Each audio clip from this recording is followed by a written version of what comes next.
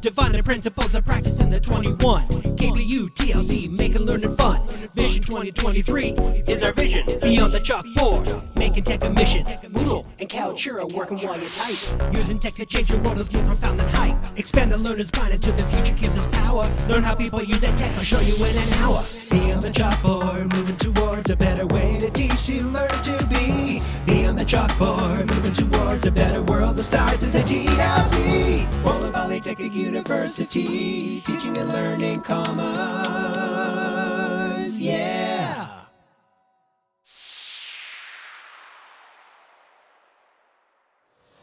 Hi everyone, and welcome to Season 3 of Beyond the Chalkboard. This is Episode 2. My name is Dr. Gordon Cobb, and I'm your educational consultant in educational media.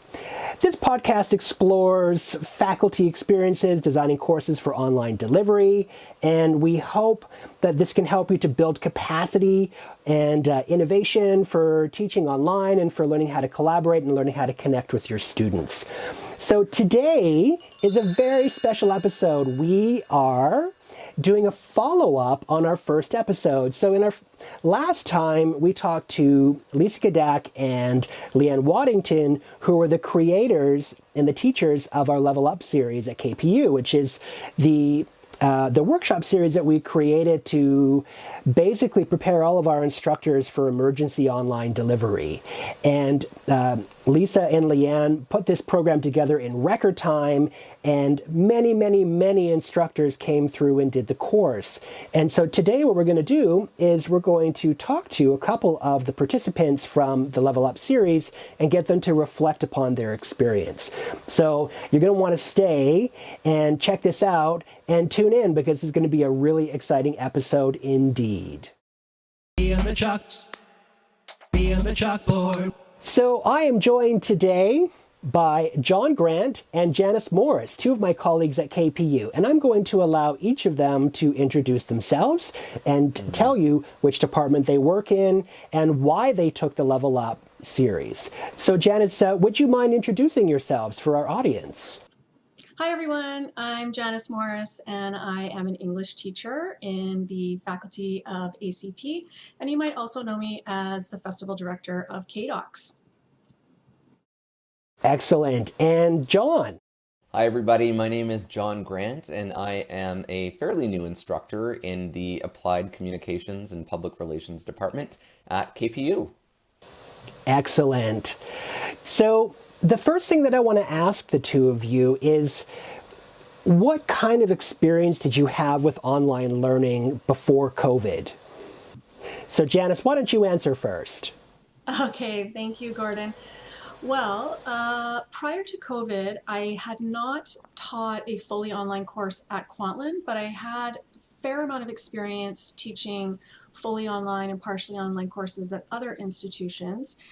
I had used Moodle fairly extensively in my courses at KPU, though, prior to the full pivot online that happened back in the spring of 2020, but not to the extent of really utilizing Moodle as a tool for learning. Like I think a lot of my colleagues, I was utilizing many of the functions of Moodle, but really more as a kind of backup or repository for documents and other information that was meant to be supplementary to our face-to-face course. So this current fall semester is my first time at Kwantlen teaching a fully online course. Wow. Yeah, you know, it's interesting because I had never taught online even a little bit before COVID. Like most faculty, like most teachers teachers in the world. It was so intense. And, you know, I work at the Teaching and Learning Commons as, at the time I was the educational consultant in teaching with technology, but online delivery wasn't my portfolio. My portfolio was generating media and working with Kaltura and those sorts of things. So I think it came quicker to me than it did to some people. only because I had spent so much time thinking about technology and pedagogy, and then I was able to just kind of appropriate what I already knew into teaching online. But it was the pedagogy that I didn't know, and so thus that's where Level Up came from. How about you, John? What kind of experience did you have before COVID teaching online? Really similar to what both of you have just mentioned. I had way more experience as a student in an online environment. I did a graduate diploma from SFU many years ago, and it actually was not a very great experience for me. I actually discovered in that program that online learning wasn't my preferred mode of learning. But then I'd also completed a couple of MOOCs, notably around indigenization and sort of awareness in that domain. I had a better experience with those for sure, but I definitely felt really swept up in this whole, I was teaching in the spring when we suddenly were told we had to convert our courses online in basically a weekend. And so there was, there was a little bit of panic that set in where we had to basically finish the semester, the last 3 or 4 weeks had to be done online. And so like Janice had said, I had only used Moodle as really almost like a SharePoint site for students, right? Where it was like our intranet where I just post lecture notes or slides and the course syllabus, but that was really it. And I didn't really have much clue about how to use it either. So it was a very eye-opening experience for sure. Yeah, I think we could probably have a podcast series that's just like COVID experiences, because it's been a really dramatic year for everybody in all levels of education. Like, I've been talking to some of my friends who are in the public school system, and they're like, we are doing our best, but we know we could be doing better. And that's how I felt in that transition term. I basically just sort of did. I put the needs of my students first, and I thought, like, okay, yes, this is difficult for me, but it's probably way more difficult for my students, especially the international students who are here.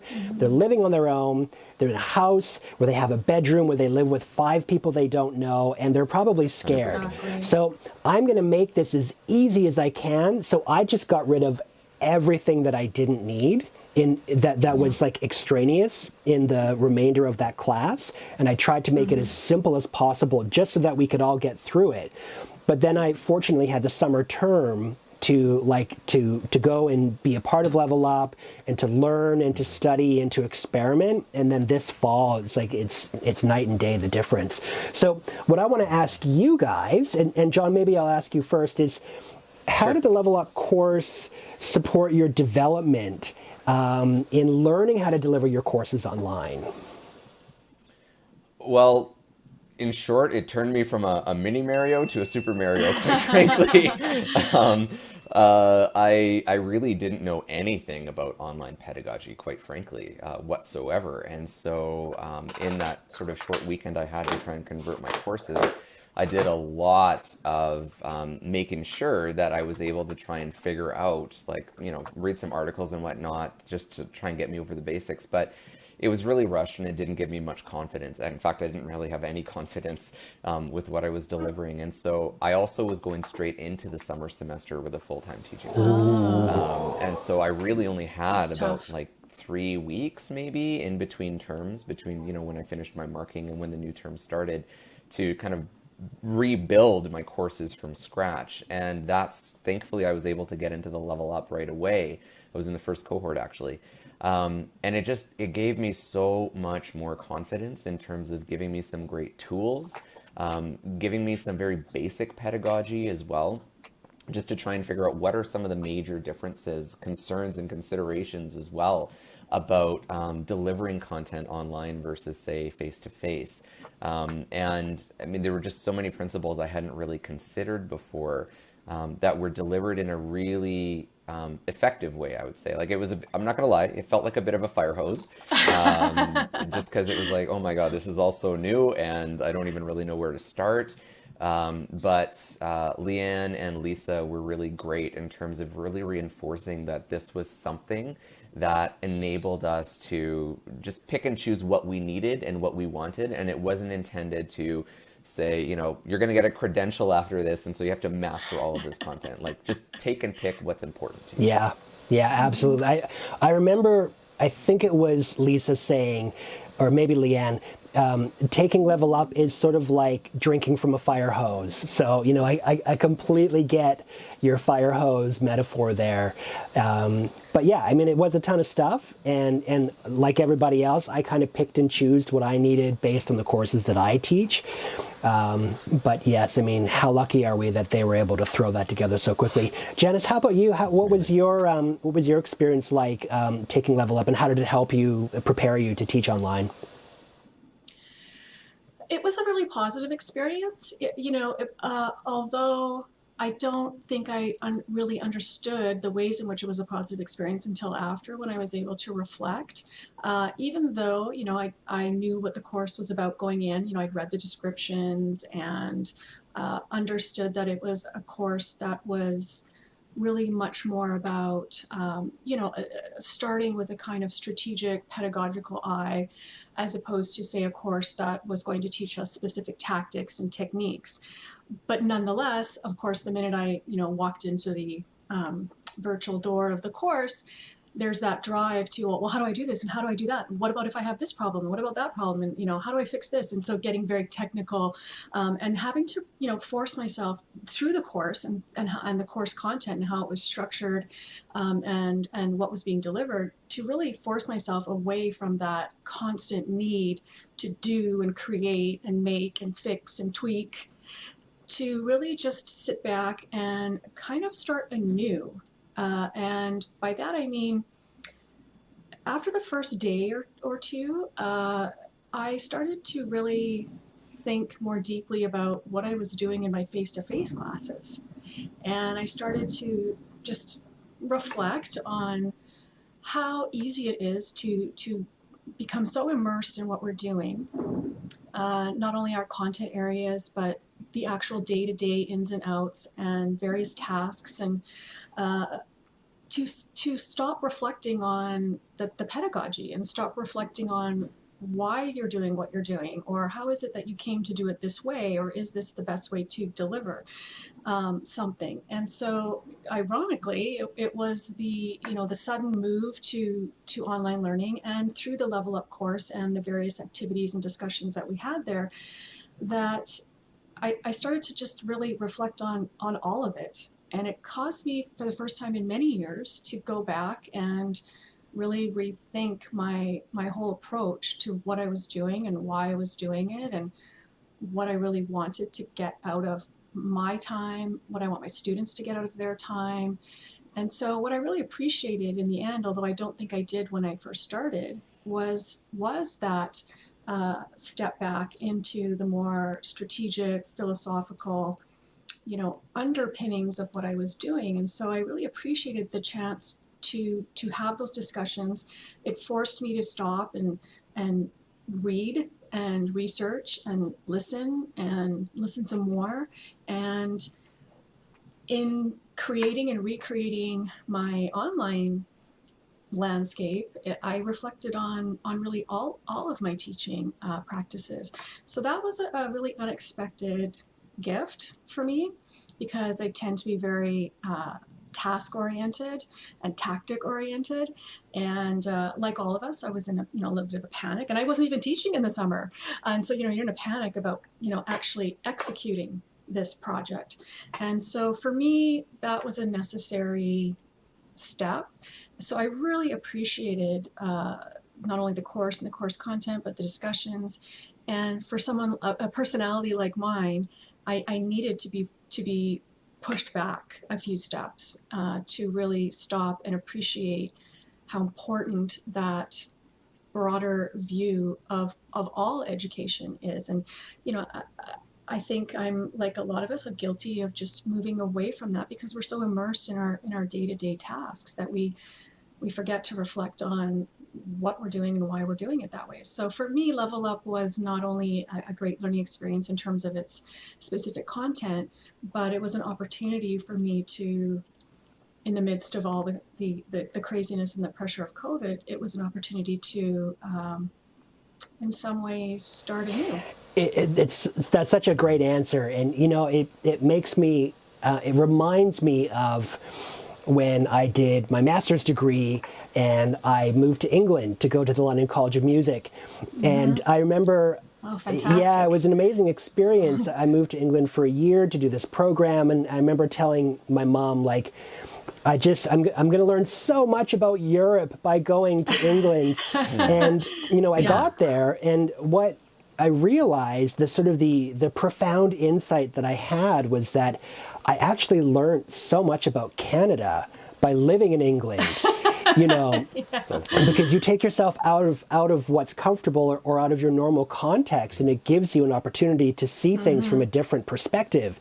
And you learn so much more about who you are when you're not home. And so COVID has kind of like sent all of us to England. I mean, I wish it sent us to England. We're all metaphorically. I wish we could all have been doing this from England, or maybe the Bahamas, or we could take one of those Barbados. Hawaii, Yeah. yes, for sure. Why didn't I do a master's degree in Hawaii?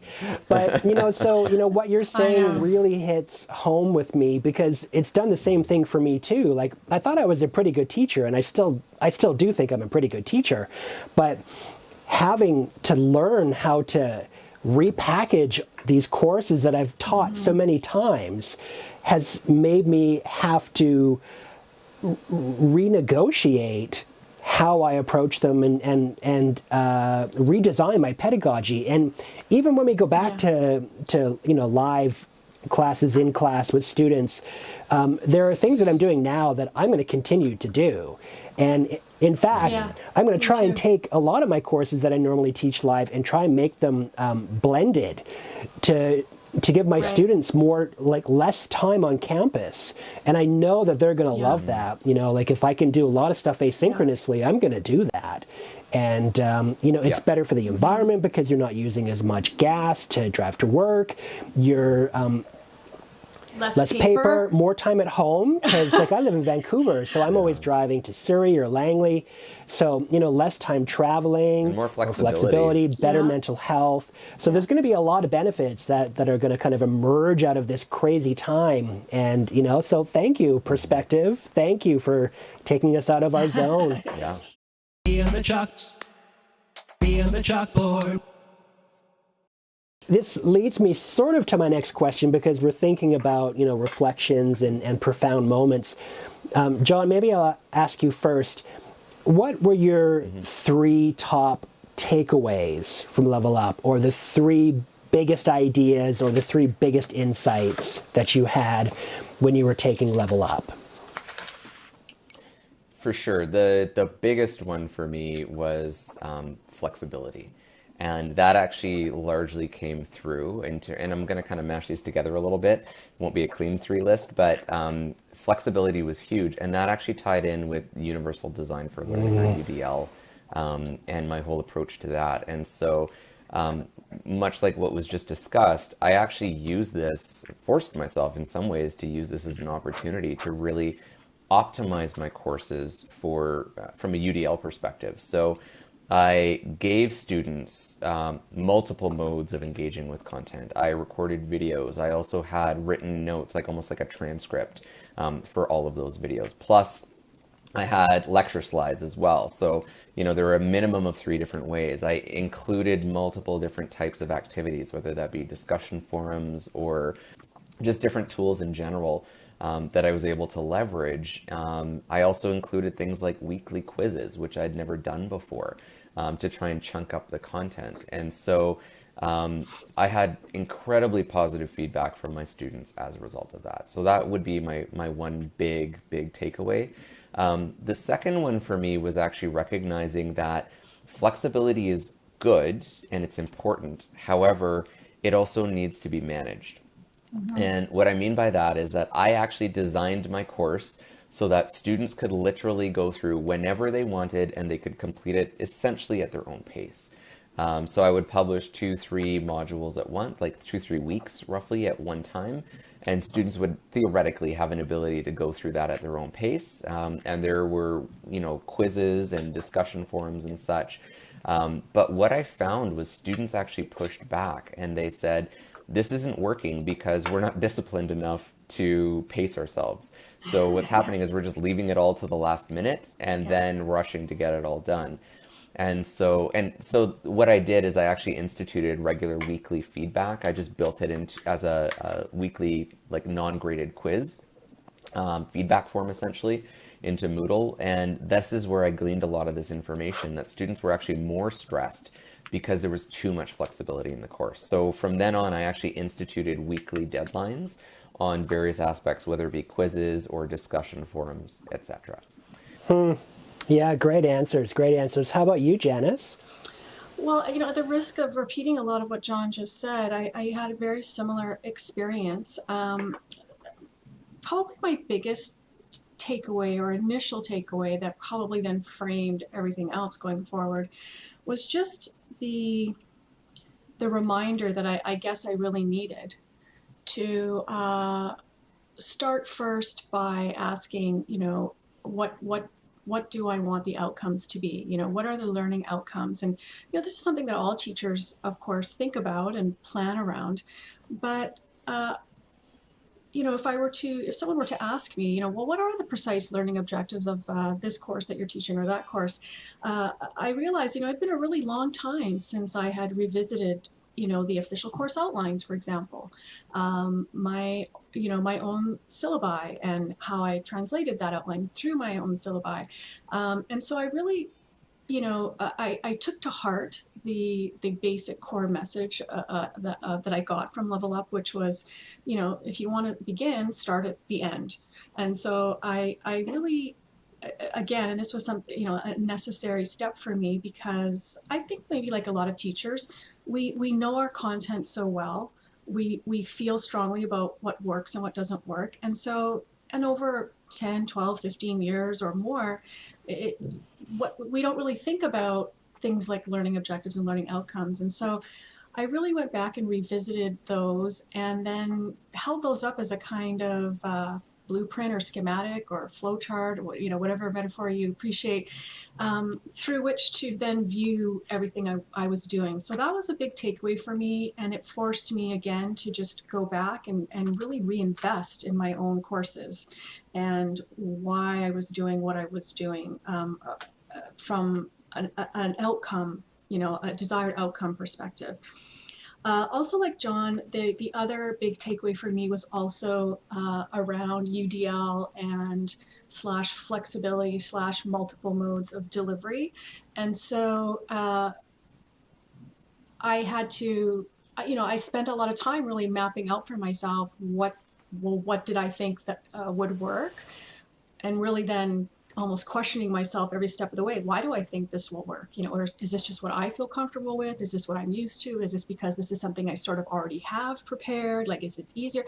Because of course, for all of us, there was this veil of panic and pressure over top of everything, and you're scrambling. So, everything is a balance and a trade-off. Do I have time to actually produce the things I want to produce, which I'm also learning to master myself. So yeah, I found it beneficial to, week to week, to have not only multiple modes of delivery, but to make those modes consistent. So for example, I tended not to impose on my students a mandated day and time when we would have a live class. For example, that didn't mean we didn't have live classes, but I scheduled them as we went. So nobody was held to every Monday at 10 o'clock, we're going to meet at this time. So what I did is I recorded my lectures, typically voice over PowerPoint, so that individual slides could be taken in and out. I found that really flexible. And then I would also make videos, that I guess were of me, lectures. Then when we did have live classes, I would record those. So I would be consistent with the mode for each item. So weekly lectures were typically all recorded in the same mode. Assignments, came with the same structures. When we had online discussions, the structures would be consistent week to week to week. And I think the students appreciated that in the sense that they understood as the weeks went on, or once we got past the first few weeks and everybody had a taste of everything, they started to then know almost in a kind of Pavlovian way, oh, like this is what we do when we do an online, discussion, or this is, what I have to do. I have to listen to this lecture in this way, or I'm being asked to give feedback on this in this way. So the tasks became predictable, but then week to week, of course, the content of the tasks was changing. And so there was flexibility there. And I think on some level, I think for most students, that kind of predictability, while at the same time, accessing course content through multiple modes, I believe they appreciated. And so, because I teach, a lot of, academic writing, and it's such a skills-based endeavor, the weeks build on each other. So it's very scaffolded. So you do have to be very careful about workload, because if they're not engaging in, week 4, then weeks 5 and 6 are just going to be exponentially more difficult. And so, like John's students, a lot of it came down to student engagement. And I'm not going to lie, I think that's the biggest challenge that I have faced. I also work with a lot of qualifying students. So they are not only new to university, but they perhaps, for the most part, many of them lack any university experience. So not only do they have issues maybe, or are still learning about time management, but the other piece is project management. And so I tended not to upload multiple weeks at a time. I just did 1 week at a time. But still, Monday morning, if you will, they would, for those that were checking in early in the week, they would sort of just see kind of like, a chunk of work, a bunch of tasks. And so that ability to kind of be handed a box of work and then have to, in your own way, in a self-directed way, piecemeal that out, for many of them was incredibly difficult. So for me, the other really important takeaway was to provide, what you might call like sort of the paratext. So weekly, every week, starting with an overview video where I would take them actually through the week in Moodle on screen and talk to them and give them not only an overview, but also advice. And then, detailed to-do lists. Most students really like the to-do list. They also like the activity completion tracking. So this is, another way for them to stay on track. And like John, a weekly feedback tool, and also a weekly summary of everything that they've covered that week. And so these are, for me, were the constant tools that I've been using throughout the semester. Not without challenges, of course. I do think the biggest challenge is it comes from student engagement and that self-directedness that so many are learning.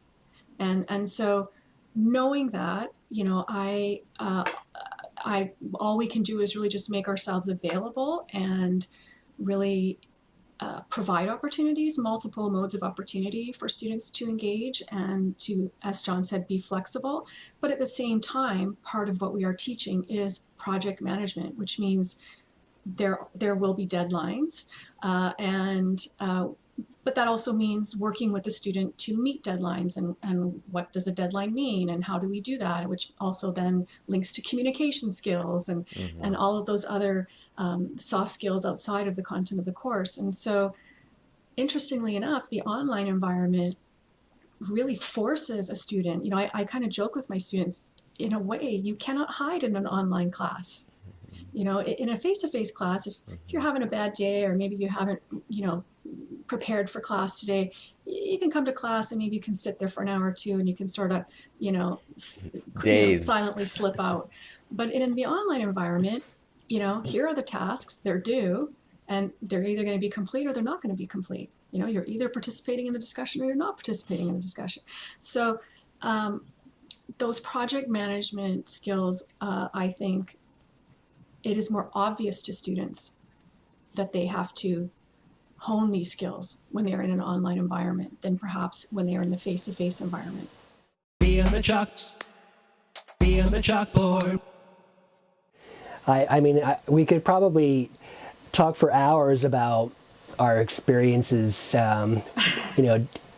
days, but maybe let's simplify in a succinct way. And I'm going to ask each of you to think about all the courses that you've taught, and what is like one sort of powerful learning moment that you've had as a teacher actually implementing these new courses? For me, like you say, Gordon, there's a whole list, but really I think the biggest one was around simplification. And that was really stripping down my course to figure out what is absolutely necessary. And I know we touched on this earlier. But also then thinking about how can I then structure and build the course in a way that's going to be easy for students to go through. And I've delivered my courses asynchronously, and that was very intentional because I know a lot of my students were overseas, and the time zone was just going to be really horrendous. Or I've even been shocked at how many students are working full time and studying full time. Like, and I don't know where they figure this magical extra time is going to come from, but for a lot of them, I think they just haven't had a choice because a lot of their families that are overseas, especially those students from India, a lot of their families were in lockdown, and the government was not like the Canadian government. They were not providing subsidies and such. And so the students all of a sudden were like financially isolated, and they certainly weren't expecting that. And so I really tried to, much like Janice, was come across with a more empathetic approach. Be as flexible as possible. But also what I did is, as I said, I chunked everything into weekly modules, and I tried to make those modules as clear as possible. And even though I thought it was very clear, I asked a bonus question on my midterm that asked students, give me one specific thing that should be done differently in the course that would help improve it for the rest of the semester. And you'd actually be surprised not everyone answered, even though it was a bonus mark question, but the vast majority did. And there was some consistency in that students said, even though you've made it easy, and I can see it's just like, read this, do this, do this, do this, it looks overwhelming because it's a long list. It's the box of work, right? And so what I Monday morning, box of work. And so what I did is I actually took advantage of H5P, and I self-taught myself how to create relatively simple H5P elements. And I actually converted my lessons and all of their stuff, including readings and such. I actually built that into H5P modules, essentially, or exercises. So it actually decreased the number of links that I had on a page by at least 50 to 60%. And what it also did is it wove in a better narrative between the different elements so that students could actually better understand how this reading connects with this reading, or how this 5-minute video where I'm talking about this topic connects with this other 6-minute video that talks about a different topic or a similar topic. And again, I thought I had kind of woven those together well, but it wasn't done well enough, clearly. And so H5P gave me a little bit more of an ability to create it more like a presentation or a storyboard, where it still wasn't necessarily one chunk of, a 60-minute video recording, but maybe they were 10 different recordings at 6 minutes each or something like that were then strung together in a way that made sense to my students. And so I had some really positive feedback about that. And, so a lot of it is, I would say to any instructors who are going to venture into this realm for the first time, or, they want to do something a little bit different and go online, I'd say just be really prepared to challenge yourself. And that was a lot of the feedback that I had from my students was, a lot of my other professors are not doing this stuff. Like it's like they're just delivering it as if we're face to face. They literally put up lecture notes, and they tell us to kind of go read those and do so. Now, those were the extreme cases, but I could tell that my students could see that I was trying really hard, and I think that was probably the biggest takeaway. Was it was reassuring for me to know that those double hours that I was putting in, which they were definitely double hours, they were at least being acknowledged and recognized by my students.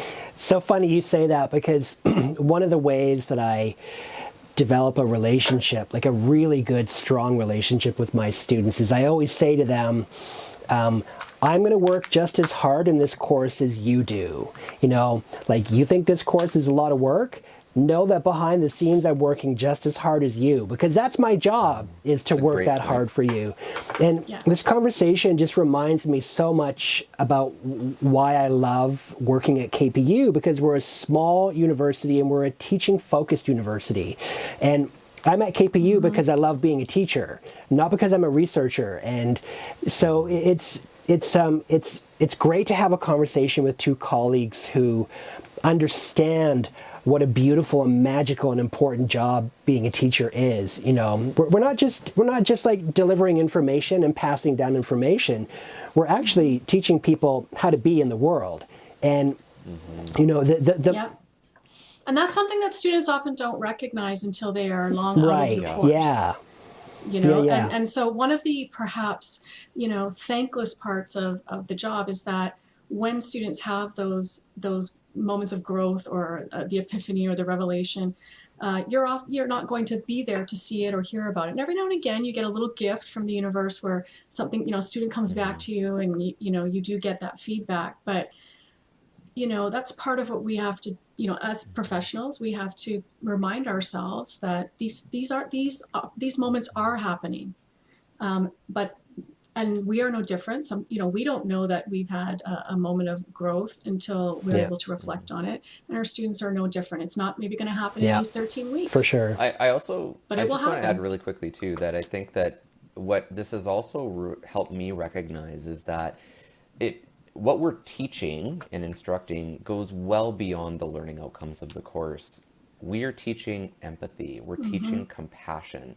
We're teaching all of these things that, and modeling, I should say, maybe more than teaching, it's more modeling, I think. And that we want our students to be taken into the workplace. We want to see more of in the workplace. We want to see less of we expect you to work 16-hour days and to meet all these crazy deadlines and to stress yourself to the max and yada, yada, yada. It goes on. One of the big reasons why I left my past role as an administrator is the volume was insane. And so I think that that's huge because I know a lot of students have said to me, like, we really appreciate that you listen to us, you hear us, you make accommodations, you know, you're flexible with certain deadlines, et cetera, et cetera. And my hope is, and I often say to them, I want you to pay this forward. If I've done you a favor in this class, which I often will do for a lot of students, I want you to pay this forward and I want you to remember this and I want you to do that for someone else in the future. Be on the chalkboard.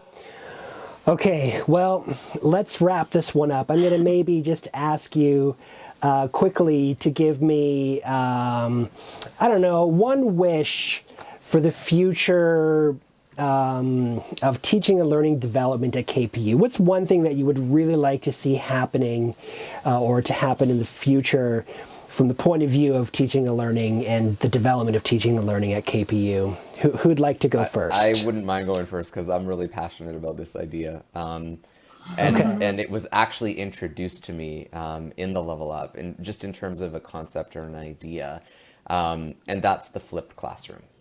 I would love to see that being adopted as a university-wide approach to our teaching and our learning and our pedagogy in general, of really allowing students to do, much like you were saying earlier, Gordon, allowing students to do a lot of the work on their own at home or wherever they want, whenever they want, pre-recording some lecture components, etc., and then bringing them into the classroom and using it primarily as experiential learning time, where really the majority of what they're doing is, it's not lecture, it's not listening to any of us, you know, dictate anything or engage them that way, but it's about helping them work through activities, real world problems, reusable assignments, like all of those pieces that I know I've always like really wanted to do, but pre-COVID it didn't really cross my mind as to how I could do it.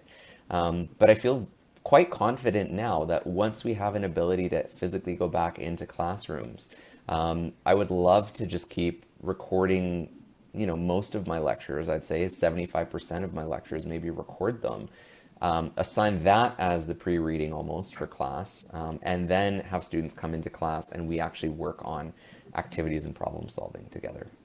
Yeah. And for me too, I'd never heard of the flipped classroom before I dove into the Level Up materials. I was kind of doing it, but I just didn't know I was doing it until I knew it was a thing. And then I was like, oh, I kind of do that. So yeah, I completely agree. I think it's a great... I do it, but the difficulty is getting students to actually do the home work. Yeah. What it's, when you have, and again, I think it really depends on the level of student you're working with. Yeah. Working with a lot of qualifying students, that is a really difficult hurdle. So you end up with a lot of students coming to class who just haven't prepared for class. Yeah, for sure. And so, so then it's like, well, now we got to read this in class, like if we're actually going to have an activity. So I would love for someone to teach me how to manage that. Yeah, totally. Well, there's no one way for all courses, right? Like No, maybe, there isn't. yeah, for sure. And It's a challenge. How about you? How about you, Janice? Anything? Well, I love John's idea. So I'm going to actually not propose an idea from inside the classroom, but I have a proposal to the university that that all faculty be given one time release in their year, so one eighth time release, where they can dedicate their time to actually professional development and honing their own skills in maintaining these extremely useful and profitable environments that we're working to create. And so, for example, if a teacher wanted to utilize, H5P or something like that they could actually take a course and actually have paid time that they could put toward that. And there can be all kinds of outcomes and stipulations that we put around it. But I would love to see dedicated time and time release put toward faculty and staff learning and professional development around all the various tools in teaching and learning that might be available to us, so that we're not just learning on the fly, so that everything is not off the side of your desk, that we're not playing catch up, that we actually become proficient in these technologies and modes of delivery, and really become agents of teaching and learning change and progression, and not perhaps feel so much more, but it's less transactional and more strategic, more pedagogical, that we actually become part of the strategy and starting to create a new future for ourselves, where we all become experts in the things we want to be experts in. And I would love to see the university invest in that in a real tangible way through time release. And just to build on that quickly, I think a micro credentialing program for faculty could be amazing. Where we even get the little badges on Moodle that show that we've done an ways H5P that we can make it real and I just think that would be really cool. Yeah. Great ideas indeed. Well, that's a wonderful place to leave it, and I'm glad that we were able to bring it back to Level Up, and I've just immensely enjoyed this conversation with the two of you. This is the first time I've really talked with both of you before. I know that we've met online or, I know you from the internet. Yes, yeah. Exactly. And your podcast, of course.